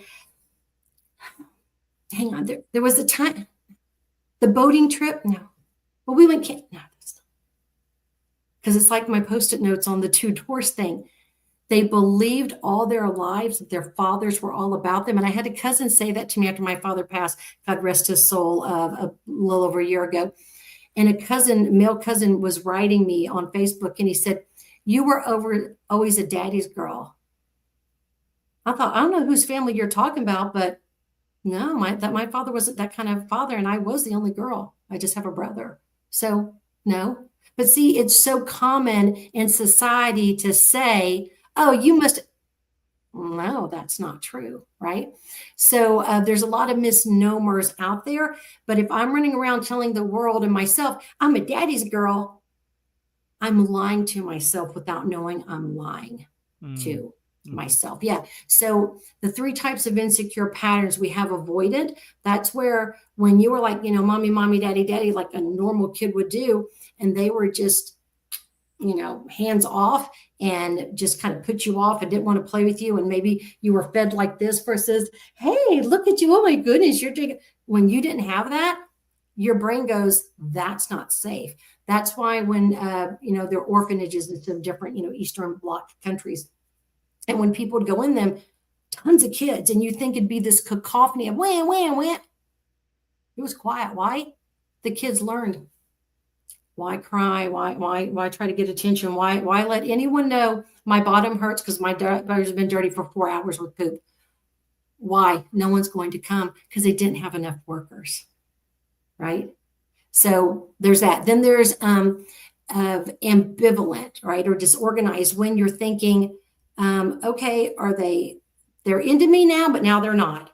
5 minutes ago they were, but then tomorrow they'll be over me. When there's this back and forth, it's so confusing. Or there's this very enmeshed where they really don't see you and they're living through you, right? And we all probably have a toe in each one of those, but roughly 50% of people wind up in one of those three categories. So there's that. Okay, so next one on my list is, so we're 2 away from the top. The fear of being alone, right? Y'all probably hear a lot online about it's an epidemic instead of a pandemic, an epidemic of the fear of being alone, right? Where people don't want to be alone. They're not comfortable with that. And they would rather choose someone over no one. And the APA, the American Psychological Association, has said that 60% of single women, they fear that they're going to be lonely forever. And then that influences their decision making, which is really sad. Then the final one, the big one, when you look at all the research, is low self-worth. Because if a woman has low self-esteem, and someone said to me a while back, they said, oh, I'm not insecure. I just have low self-esteem. They're almost synonymous there, right? Mm-hmm. So if a woman did not hear from her father, you are the second most beautiful woman on earth. Let's just say it's that one daughter and a father with the mom. You're just second to your mother. If you weren't told that, or some approximation of that, right? Or if I remember at one point I was talking with the guy who wound up being my high school and college sweetheart for 4 years. And I remember we weren't dating yet, but we were talking and spending time together. He would like bring me home from school and things. And I remember at one point he said something really funny on the phone, and that was before you had the cell phone. So you had to have it tethered, right? And I remember my father was home because he worked all the time. And he said after we hung up, because I was laughing, something the boyfriend said, or the boy who would become my boyfriend said. And my father said, I need to tell you something. I was like, okay, Dad. I'm thinking, wow, he hardly ever talks. So, okay. And he essentially, I don't remember his exact words, but he basically told me, boys aren't going to like your laugh. Wow. I'm not one of those people where in public everyone turns and stares at when I laugh. I'm not one of those people. Do we all occasionally like snort when we laugh? Okay, that guy. But I'm not one of those people that everyone's like, Dana, oh my gosh, I laugh. Like, honey, like, And I'm instantly thinking, oh my gosh, something's wrong with me. And why didn't I pay? How did I not know this? And why am I so screwed up? How will I figure out how to laugh? I thought, oh my. And when I met my husband, my sweet David, one of the things he said very soon, he goes, I love your laugh. He did not know what salve that was to a wound. Now, was my father a malicious person who meant to hurt me? No, he thought he was being a good dad, just helping his daughter out in this moment so that she wouldn't do something that would embarrass herself later. But it wounded me so, so deeply, right? So if we think this is all I deserve, because if you're told you're pathetic, your mother's a whore and you're a little whore just like her. Dad, I'm sorry, Mom divorced you. I mean, my parents were still married until he passed. But I mean, just as an example, because you're half of the other parent. So if they're downing and disrespecting their spouse, right? Then what does that say about you? And do fathers take their daughters on dates? You go get dressed up. Mommy will help you. You're going to pull we're not getting in the garage, Dad. No, I'm going to pull around. Do I come out? No, you stay there. Teach your daughter, right? Like, this is what respect looks like. This is what a man. So if some boy comes up and he's like, hey, baby, then she can be like, are you nuts? Get away from me. If not, the first boy that goes, hey, baby, she's going to lap it up like she's a kitten with milk. So low self-esteem is the biggest danger, which goes back to Aldwyn's question earlier. You have to work on yourself. If not, like attracts like, pathology attracts pathology. Wow. I don't even know how to respond to all that. That's just like, that stuff is like gold. Good, thank you. If it helps anyone to have a healthier self-respect, a close relationship with God, with friends, to choose a healthier partner, then you have a healthier family. The family is the basis of all society. That's where we learn everything, right? So it's so important that we start lowering that divorce rate and being healthier and, holier. Yes. Oh, so important. And they say hurt people. That was gold for me, because I was such a people pleaser, and I know I had issues around not feeling good enough. There's the three biggest things that people have. I'm not good enough, I'm not loved, and I don't belong. That's the three biggest, right? That's right. So then the first person that you think makes you feel the opposite, but normally you're actually misunderstanding it, and that's not what you're getting. Yeah. And part of my my habitual way of being now, I admit I am a workaholic, right? I admit it. However, nowadays I don't feel guilty when I make time for me to do things like yoga or beach walks or swim in the ocean or meditate, or I don't feel guilty about those things anymore. The last few years particularly, I've been doing a lot of inner work, and I've been slowing down to speed up, as they say, slow down to speed up. I like that. A lot of self-nurturing the last few years. However, a lot of people operate very unconsciously to, with their relationships, and people are very quick to blame others and go, you're like this or you're like that. The thing is that whatever you say about someone else, you also have that trait in you. If you say, well, someone's, so the whole DeMartini method, anyone who's done Dr. John Martini's work, he talks about this. He say, well, whatever you blame others for, look in your own life. You've been like that. You say someone's selfish, you say someone's angry. We've all had our moments of being selfish or being angry or whatever, right? And if you don't see it, you're probably in denial about other things as well. So half the thing is actually getting conscious to how we do life and treat others as we want to be treated, and if your relationship is not working for you, if you're really not happy and you've tried everything and you're still not happy, then what are you doing staying in that relationship? If it's to be, it's up to me, they say. And I heard something great a while ago. They said there's 3 C's to relationships. One is communication, right? I think that's a huge thing. One is communication. One is that people say commitment, right? I think that's very, very important. And then the other one is compromise, or, compromise, or another word could be, contributing, or, working ways you could cooperate with things. And so they're the 3 C's. I think communication is absolutely massive, being able to communicate on a deeper level with people. And back on the topic of sex, when I look at really, really good sex that I've had in the past, it's been almost like a spiritual experience. It's not just about the plumbing of 2 bodies coming together. The sex gets better over time once you really get to know people, I find. And each to their own when it comes to that. But also, I think where a lot of relationships have had issues in the past is because we've been modeling our relationships on the way that Hollywood and the way that the media, the mass media, have told us that relationships are meant to go. The whole 100%. journey and the whole drama, like the people that are drama kings and queens out there that love drama, as you said, Dana, and then suddenly they meet a nice person, there's no drama there, and they think, gosh, there's nothing exciting about this relationship. Love, I'll just create drama no matter what, even if there's no drama. I'll just create drama. I'll create drama about that there's no drama, right? Exactly. And Out of Shadows is a fantastic documentary to watch about how we've been conditioned by the mainstream media. And of course, I've worked Out of Shadows, which is in our Conscious Community Global Facebook group. You'll see it linked in the Conscious Community Global Facebook group, which you'll see in my links, which I'll share today. So yes, also, let me add to that too. So Dana, you kind of seemed intrigued by that documentary, but let me add to that. Go look up the word Operation Mockingbird. Okay. And do some research around that, and you tell me what you come up with as far as how the media is programming us. Operation Mockingbird.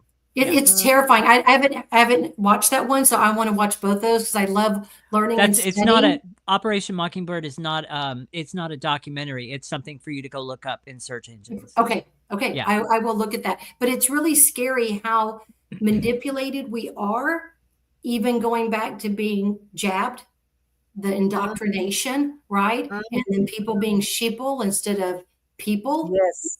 Right? It's really scary. And then if you're the one to say, I'm not going to be a lemming and jump off and all the lemmings are going to die now, then you're crucified, right? You're the outlier at that point. But in the end, you have to do what's right, what's right for you.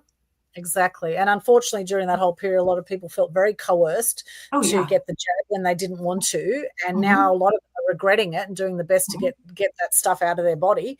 However, each to their own. You've got to do your own research. And this is where it's important to question everything. Question everything. In fact, I just put on my socials this morning, I put a post up there.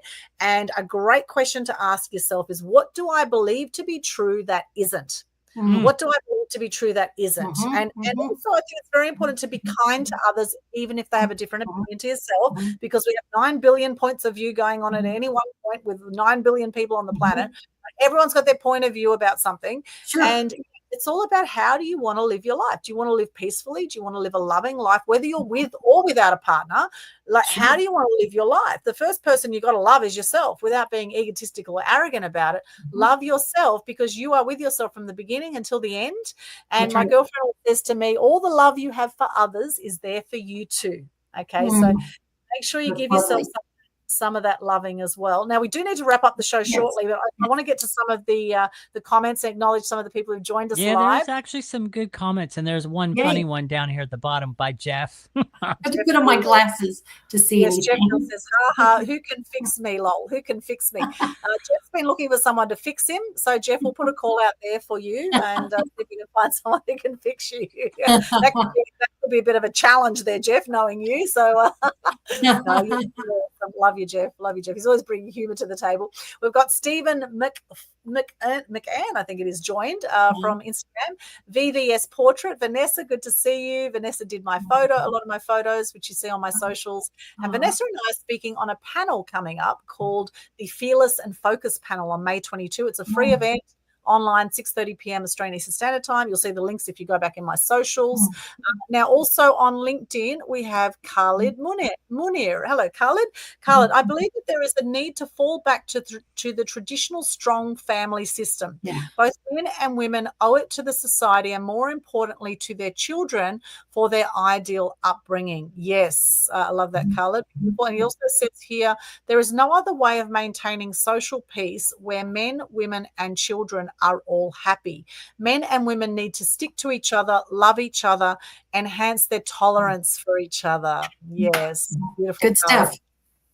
And again, here from Carla, it says, sex outside marriage bond is the root case of most of the problems, rather all problems which result in breaking families. There is a need to have a strong code of conduct which discourages foul playing. Yeah. Yes. Talking of the Catholic Church, well, we know there's been all sorts of things happen in the Catholic Church too, with the and young boys. And the thing about nuns not having sex, like, I don't think it's natural to not have sex. I think, each to their own with the different religions. And I've got many Catholic friends, and this is not, and I'm not knocking any particular religion here. But in all religions, we're going to have people that are going to do things in a crazy way around. There's evil everywhere. Yes. There's evil everywhere. And, here we have, a new Pope has come in. There's been a lot going on lately around the Catholics. Now, I actually know of a lady who was a nun who then became a prostitute. So she was so suppressed sexually as a nun that she went the other way and became a prostitute. And she wrote a book about it. So, you might want to look that one up. I'm curious about that one. I'd love to hear about that one more. I would guess, without knowing about that story, she had sexual trauma in her past. Yes, I would say so. When people go into the sex trade industry, unless someone is literally trafficked into it, because then you don't have a choice, right? But when people go there, hey, I'll just be a porn star for a while, I'll make college money, I'll go to med school, whatever, they have sexual trauma, most of them. And if people didn't respect their bodies, then their brain says, then why should you? And this way now I have the power. I'm the one dancing. I'm the one getting the money, thinking you are such garbage, but I'm smiling so you'll give me money. When I taught high school psychology, I had some boys that were telling me, hey, we're 18. We're now going to go to a strip club. And one of them wrote me a thank you note on the last day of school and said, don't read it till I'm gone. It was like a 3-hour final. I'm like, okay. And what he wrote in there was, thank you for what you said, because I said, every time you as a man go in, you're offending them. You're putting them back through trauma. And so they didn't go. And I'm like, yay. I'm thrilled. Yes. Yeah, it's interesting. This lady's her name's Carla Van Ray, and the book is called God's Call Girl. Okay. God's Call. At the age of 18, Carla Van Ray entered a convent to devote her life to God. And by 35, she was earning her living as a prostitute. So how interesting. 18, she became a nun, and 30, and then spent 20 years working as a prostitute. How sad. How sad. She's been through trauma, because no one goes towards that who's healthy. Like, you don't see these people like that woman, I can't think of her name right now, on TV, who recently was with 100 guys in a very short amount of time. And afterwards, and her goal is it's gross, but to work up to 1,000 guys in like a 24-hour period. But after these 100 men, she was crying. And then when she's asked, like, okay, is that a sign? No, I was just, but like, it's okay, but it's a good girl, what is, that's so sad. It's just because, as Ken was saying earlier, when you have sex with someone like at that table, all the things that were passed down with the gum, you're not just having sex with that person physically, it's all the stuff from that person and then that person's people. So when you start looking at the tree of just the biology, it's so disturbing. And then spiritually, so you can actually have spiritual attacks, demonic attacks based on your sexual history. Yeah. So it's dangerous. So I think Khalid is spot on with a lot of his thoughts and comments. Yes, it's very interesting. The whole sex industry actually is very interesting. I think there's a place for it. I think, definitely there's a place for the sex industry. I think, it's the oldest industry in the book, right? There's, everyone's had sex since the beginning of the time, and, and people pay for it in different ways. A lot of guys need to actually, let out a certain number of swimmers every day, right? They need to, they need to do it. There's a need for a lot of men to. We can overcome our animal-based needs, I think. Yes, so we can I have a overcome very different viewpoint, but that's okay. We get to have different viewpoints. We can definitely overcome it totally. And then there's others in the sex industry that say it's all about conscious kink and about, it's all a conscious thing and it's helping people evolve consciously and spiritually and whatever. So people will justify it all sorts of different ways. Yeah, it's objectifying people. Yeah. That's all it is. It's objectifying and using people for a base need that God gave it to us as a gift to be holy. Well, the question is, how do you feel after you have sex with lots of different people? That's what I'd like to ask people who are in the sex industry, or, there are those that do, BDSM work, dominatrixes and doms that don't actually have sex. However, they're still intertwining with their energies with all these different people. Yeah. So how does that actually feel at the end of a day or the end of a week when you've been with so many people? How are you actually feeling? How's your energy feeling? Are you feeling a bit scattered, or are you feeling completely calm about it, right, and peaceful about it? I mean, I've never really quite got the whole BDSM thing of beating people and people paying to be beaten up. I mean, that's saying a lot about self-esteem in itself about self-worth. But anyway, that's a whole other topic. It's a whole other talk. We do need to wrap up the show. So, Dana, any final words around our topic for today before we go on to how people can connect with you? So, earlier is this the time to share my quote? Because I think it fits. Yeah, if you'd like to share. Go so for one it, of my please. favorite quotes, it's probably on my Facebook page because we're friends, on Facebook. It's an ugly truth is better than a beautiful lie. Oh. Right? Isn't that good? It's so good. It's anonymous. I would love to coin it, but it's not mine.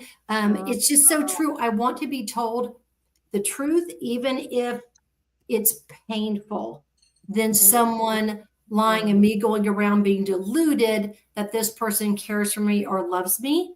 So I think that's a really important one there. And Jesus is all about truth. So for the Christians out there, he's about truth. And if you don't have that sense of peace, then it can't be of God, because demons cannot emulate the sense of peace.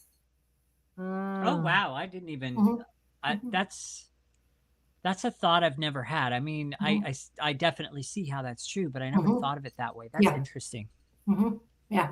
At one point, Padre Pio, a famous Catholic saint, he saw an image of the Virgin Mary in front of him, but he didn't have that peace. And so he peers around to the back, and underneath her clothing is a serpent's tail. It was a serpent, because scripture tells us that they will masquerade as like angels of light. Because his inside, he was like, no, this isn't right. I just think that's fascinating. Yeah.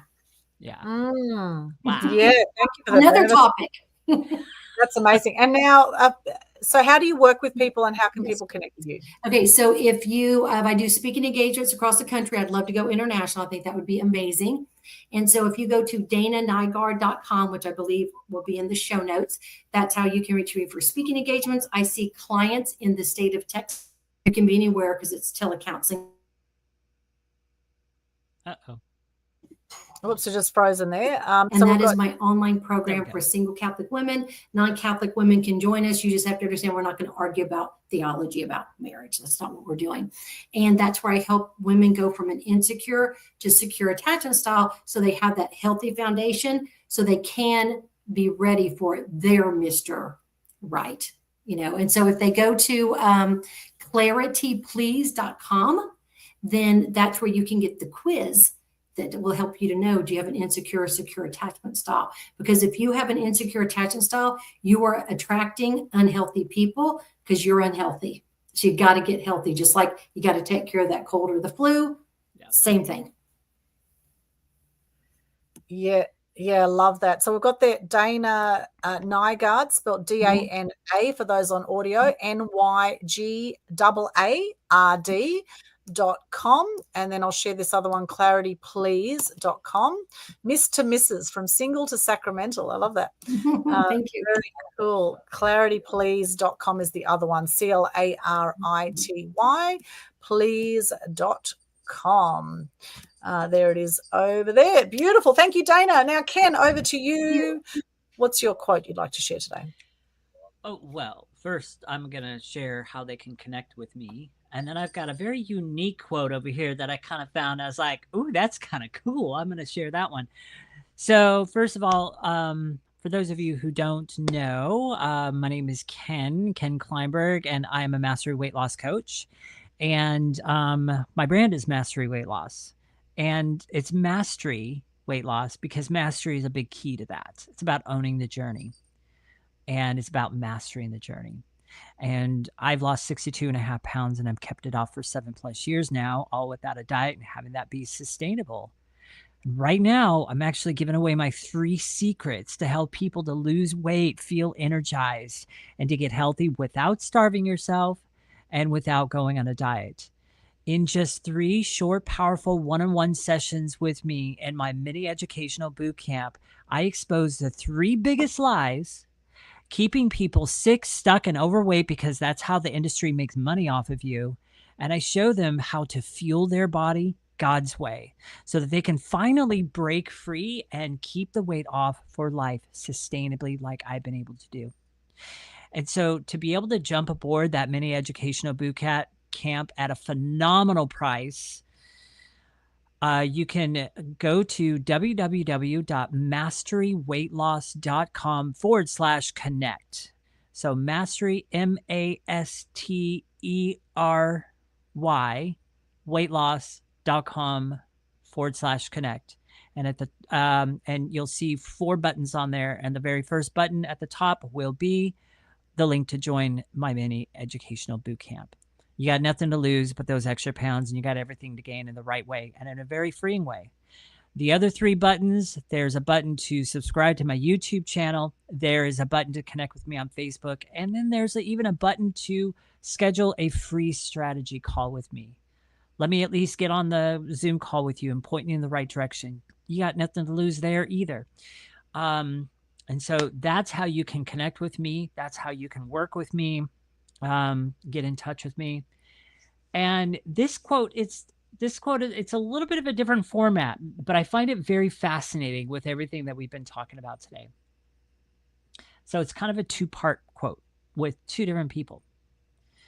As Dr. Henry Cloud said, "You get what you tolerate, but too many women are tolerating dysfunction, confusion, and deception because they've forgotten who they are in Christ." Like Lisa Bevere reminds us, quote, "You were not created to be invisible. You were created to be a force. The truth is, when your identity is fractured, you call broken things love." Does that sound familiar, people, to what we've talked about today? It's time to stop settling and start mastering who God says you are. Fantastic. Yes, love that. Great. So awesome. Now, I want to touch on, before I share my quote and how people can connect with me, there is a great book called "He's Just Not That Into You," which came out in 2009. Now, I just want to share very quickly, he's just not that into you. And this is 11 pieces of love from that book. Okay, firstly, if he's not asking you out. 2, if he's not calling you, he's just not that into you. If he's not dating you, number 3. If he's not having sex with you, number 4, it says in the book. You may or may not agree with these. If he's having sex with someone else, he's not that into you, right? And number 6, if he only wants to see you when he's drunk, okay, number 6. Number 7, he's just not that into you if he doesn't want to marry you, number 7. Number 8, he's just not that into you if he's breaking up with you. Number 9, if he's disappeared on you. Number 9, if he's ghosted you, right? Number 10, if he's married or otherwise unavailable, he's just not that into you. And number 11, he's just not that into you if he's a selfish jerk, a bully, or a really big freak. Okay? Wow. Those are so good. That book is so good because these women write him and they're like, yeah, but like Bobby says he likes me and he stops by my desk for 10 minutes every week. I think I'm in love. Girl, he's just not in. He's never asked you out. So the book, except for a couple of comments he makes, I think it's a fantastic book. Movie, So don't say I saw the movie. Read the book. Those are fantastic. Yes, read the book. Okay, now to connect with me, for those who want to be seen, heard, and known, to help you clarify your message and to get out there, to build leads more naturally, to attract clients, reach out. You will find all of my links right here, linktree/Aldwyn, linktr.ee/Aldwyn, spelled Aldwyn. And in there, you'll see some free resources on my media website, which is aaexpos.com. You'll see that in there. I've got a free downloadable there, top 5 tips to get TV exposure. You can download that in there. Also, we have the Global Good News Challenge. That is a free challenge every single month where we encourage people to share gratitude and good news to help decrease depression and suicide rates and lift the energy on the planet. It's absolutely free. It's free marketing for you. We've had people get clients again and again doing these good news challenges. We've been going for 5 years now with our monthly challenges. I want to thank all our good news crusaders around the world that have been doing the challenge. We do have a 5-day challenge for May, and all it is a very simple live video. You can start anytime within May, do a live video every day for 5 days in a row, anytime within May, where you just share your name, what you do, 3 things you're grateful for, and 1 piece of good news minimum. Okay. And we share that out to thousands of people. It is fantastic in so many ways. You'll feel great doing it. The people who see your videos will feel great doing it, and you get free marketing out of it as well. And you get to be a stand for more good news in the world. Of course, one of my favorite quotes of all time is the Gandhi one: be the change you wish to see in the world. However, today I am going to share some other quotes with you as well. This one here: the only thing we never get enough of is love, and the only thing we never give enough of is love. Okay, so you get what you give what you get. And this one as well: there's only one happiness in this life, to love and be loved. So all you need is love, right? All you need in love is love, like the old Beatles song. So there's some words of wisdom there. Hello, Kaminsky. Good to see you there on Instagram. So much wisdom shared. It's been such an awesome show. We've got for 2 hours. It's been an epic show, and we could keep going on this topic. I think we've covered so much ground. It has been such an amazing show. Thank you, Dana, for sharing your wisdom with us. It's been amazing, and I'm sure you're going to help so many people and have helped so many people with what you do. So keep up the great work. Thank you. Yeah, thank you, Dana. And Ken, thank you. Always a pleasure as well with welcome. you. Thank you so much. Such a pleasure. Thank you so much. And for those, by the way, quickly, if you haven't subscribed to my YouTube channel, please do. There it is there, Aldwyn Altuney Media Queen TV. Also in the link tree there, you will find the Conscious Community Global Facebook group that we mentioned. In there, there's a heap of amazing documentaries, including Food Inc., the Thrive documentaries. There's so many in there that will blow your mind. You will absolutely love it, all in the featured section. And if you do have a great documentary or video that you think we must see, please let us know in that group, and I will pin it to the top so everyone can share the love and get informed, get empowered around everything in your life. Here is to more love in the world, more peace. In fact, so much love I'm going to give you today. I've got my little love heart for all of you, sharing the love. And with whoever you're with right now in your life, if you're not happy, then get out or find a way to make it work, okay? Because really life is way too short to not be happy in your relationships and to settle for a Mr. Wrong or Mrs. Wrong, whichever way it goes for you. We wish you the very best here. Wish you much love. Thank you once again. Any final words, Dana or Ken, before we wrap up this show? No. Had to unmute there. Just know that you are not special, and I want you to know that's a good thing. You are not special, meaning you're not like, oh, but I'm so screwed up. Oh, I'm so broken. You're not that special. God can heal you if you ask him. And it's like that person who was, going through a flood, and they're like, God, help me. And God sends a helicopter. God's going to save me. God sends a boat. All right. And the person drowns, right? So reach out, ask for help, right? There's tons of help. And if you need help, I can point you in the right direction. I can give you some different resources. So reach out, because you are not so special that you can't be helped. Everyone deserves a helping hand. Amen to that. Seek and you will find, right? Seek and you will mind. And so as we wrap up this topic today, it's been an awesome episode 105 for Total Truth Show, the truth about why women settle for Mr. Wrong. And of course, it works both ways, why people settle for the wrong partners. And here's to you being very clear on what you do want so that you don't end up with something you don't want or with someone you don't want, right? So get very clear to what you want and stick with your non-negotiables. If you've got things that are definitely non-negotiables and you give in and say, oh, but I can deal with this, but I won't deal with that, but get clear on your non-negotiables and write it down. I would highly recommend write it down. Okay, sending you much love. It's a wrap, and I'm giving you the clap. Yay!